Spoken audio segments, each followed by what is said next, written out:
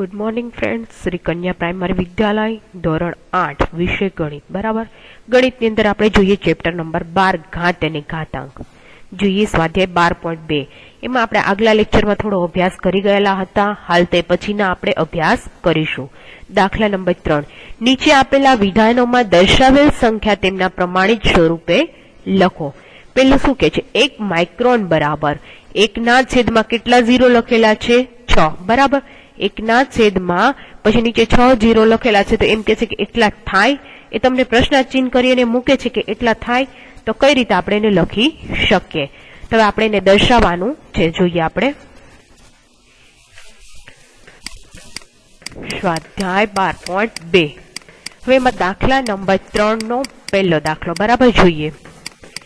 પહેલા દાખલામાં શું કહે છે, 1 માઇક્રોન 1 માઇક્રોન બરાબર 1 ના છેદમાં કેટલા ઝીરો છે 6 ઝીરો। બરાબર 6 ઝીરો। તો હવે આપણે જોઈએ 6 ઝીરો છે, તો 1 ના છેદમાં હું 10 ની 6 ઘાત લખી શકું, 10 ના છેદમાં 6 ઘાત લખી શકું, પણ આ ઘાત છે ને મારે ઉપર લઈ જવી હોય બરાબર, તો શું કરાય, ઉપર લઈ જઈ તો માઇનસ થઈ જાય, શું થઈ જાય માઇનસ, એટલો ચેન્જીસ થાય। બરાબર તો આપણે 1 માઇક્રોન બરાબર 1 ગુણ્યા 10 ની -6 ઘાત દર્શાવી શકીએ। એ જ રીતે આપણે જોઈએ એમાં દાખલો બીજો છે, દાખલા બીજાની રકમ આપણે જોઈએ અને ગણીએ। બરાબર દાખલા બીજામાં શું કહે છે, 1 ઇલેક્ટ્રોનનો વીજભાર તમને આપ્યો છે, કેટલા ઝીરો છે ખાસ કરીને નોટ આઉટ કરજો।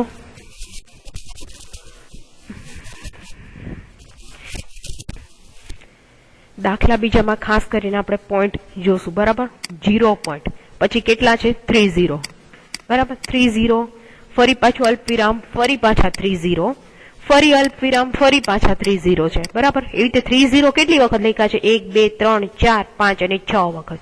આપણે 3 વખત લખ્યા, હજુ ફરી આપણે 3 વખત લખી લઈએ। બરાબર આટલા લખ્યા, પછી પાછળ કેટલા છે 16 કુલંબ કીધા છે, કેટલા છે 16 કુલંબ આપેલા છે।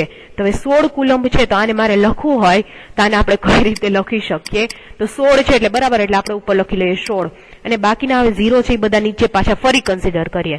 બરાબર નીચે કન્સિડર કરતા જઈએ, 1 2 3 4 5 6 7 8 9 10 11 12 13 14 15 અને 16। બરાબર ખાસ કરીને જોજો કે જેથી કરીને આડા આવડા ન થાય, 4 6 8 10। બરાબર ને પાછી પાછળના હજી આપણે જોઈએ, 16 ના 16 આપણે લખીએ એટલે 1.6 ગુણ્યા 10 ની કેટલી ઘાત લખી શકીએ 1 ઘાત। બરાબર 10 ની 1 ઘાત અને છેદમાં અહીંયા સોરી 16 લેખા, અહીંયા હજુ એડ કરશું, 10 ની 20 ઘાત આવશે, કેટલી 10 ની 20 ઘાત કુલંબ થશે।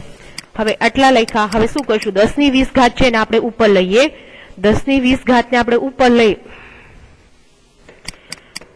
10 ની 20 ઘાત છે ને આપણે ઉપર લઈ જઈએ, 10 ની 1 ઘાત છે, 10 ની 20 ઘાત છે એ ઉપર જશે એટલે શું થશે, એની બાદબાકી થશે, એટલે 1.6 ગુણ્યા 10 ની કેવી 19 ઘાત આવશે, પણ કેવી માઇનસ। તો આને આ રીતે આપણે કુલંબમાં દર્શાવી શકીએ। એ જ રીતે હાલ આપણે એમ કહીએ કે આટલો એનો ઇલેક્ટ્રોનનો વીજભાર છે। હવે આપણે જોઈએ ત્રીજો દાખલો। એમાં શું કહે છે, બેક્ટેરિયાનું માપ આપ્યું છે, બેક્ટેરિયાનું માપ 0 પોઈન્ટ કેટલા છે, કેટલા ઝીરો છે એ જોઈએ, 2 2 4 2 6। બરાબર 6 ઝીરો, અને પછી પાછળ કેટલા આપ્યા છે 5।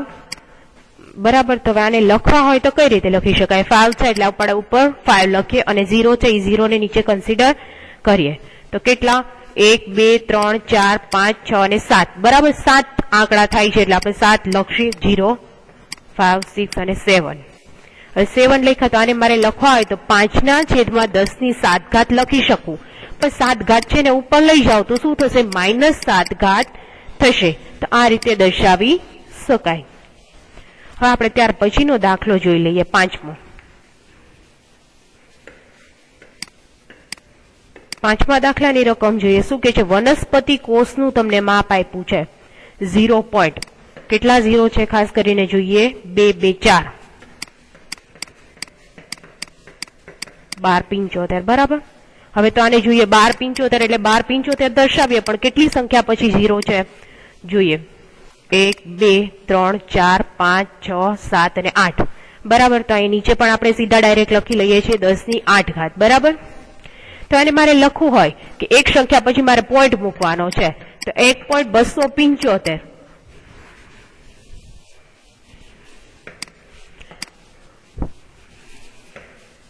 હવે આને મારે લખવું હોય 1.275.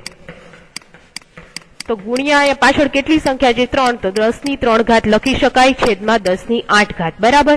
હવે આ રીતે લખીએ 1.275 ગુણ્યા 10⁻³ અને આ 10⁸ છે ને ઉપર લઈએ પણ શું થશે? ની બાદબાકી થશે. બરાબર. બાદબાકી થશે તો માઇનસ કરીએ. 3 માંથી 5 જાય તો કેટલા વધે? 3 માંથી 8 જાય તો 5 વધે. બરાબર. પણ કેવા 5? તો કે -5 વધશે.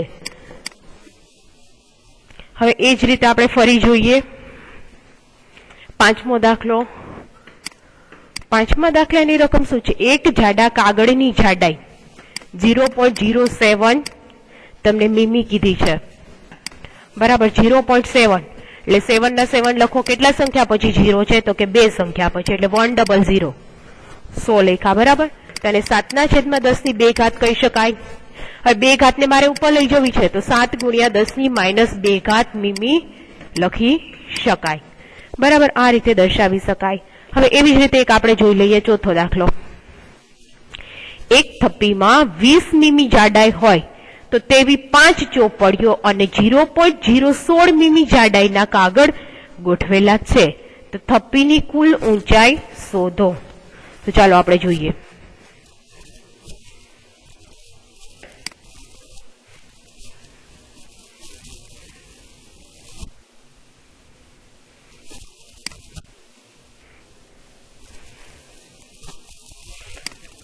બરાબર. દાખલા નંબર 4. દાખલા નંબર 4 માં શું કહે છે? તમને એક ચોપડીની જાડાઈ કીધી. કેટલાની? એક ચોપડીની જાડાઈ. તો કેટલી આપી છે? 20 મીમી આપી છે. 20 મીમી આપી છે એક ચોપડીની જાડાઈ. 5 ચોપડીની જાડાઈ કેટલી? એટલે સીધી ત્રિરાશી મૂકો. 5 ગુણ્યા 20. 5 ગુણ્યા 20 એટલે કેટલા થશે? 100 મીમી થશે. બરાબર. ત્યાર પછી આપણે જોઈએ એક કાગળની જાડાઈ આપી. કેની? એક કાગળની જાડાઈ. એક કાગળની જાડાઈ તમને કેટલી કીધી છે? 0.016 મીમી. તો હવે આપણે એને લખીએ તો 5 કાગળની જાડાઈ કેટલી? અહીંયા આપણે 5 ચોપડીનું હતું, અહીંયા શું આપણે કરીએ? 5 કાગળ. 5 કાગળની જાડાઈ કેટલી? તો 5 કાગળની જાડાઈ એટલે 5 ગુણ્યા 0.016. બરાબર. તો એ શું કરીએ? 5 ગુણ્યા 0.016 એટલે કેટલા થશે? 0.08 મીમી થશે. બરાબર. તો થપ્પીમાં ચોપડીઓ અને કાગળની કુલ જાડાઈ કેટલી હશે એવું કે છે? કુલ પૂછે છે એટલે આપણે બંનેનું શું કરશું? પ્લસ.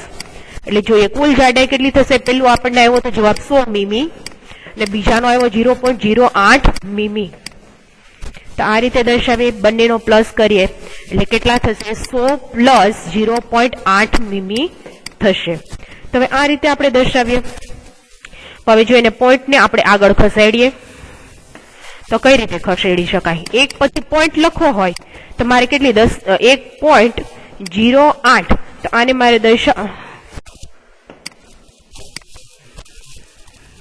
સોરી એક સેકન્ડ જોઈએ જો ફરીથી. હવે આને મારે દર્શાવવા હોય તો 100 પ્લસ 0.8 મીમી આ રીતે હું દર્શાવી શકું. હવે જોઈએ મારે શું કરવું છે? પોઈન્ટને આગળ ખસેડી લેવો છે. અહીંયા પોઈન્ટ છે ને મારે અહીંયા પોઈન્ટ લઈ લેવો છે એટલે 1.0008. બરાબર. આ રીતે દર્શાવી શકું. પોઈન્ટ આગળ ખસેડો. કેટલી સંખ્યા આગળ ખસેડો પોઈન્ટ? તો કે 2 સંખ્યા આગળ પોઈન્ટ ખસેડો એટલે 10⁻² લખવી પડે. કેટલી લખવી પડે? 10⁻². બરાબર. આપણે લખી શકીએ મીમી. બરાબર. તો આ રીતે થપ્પીની કુલ ઊંચાઈ આપણને મળે.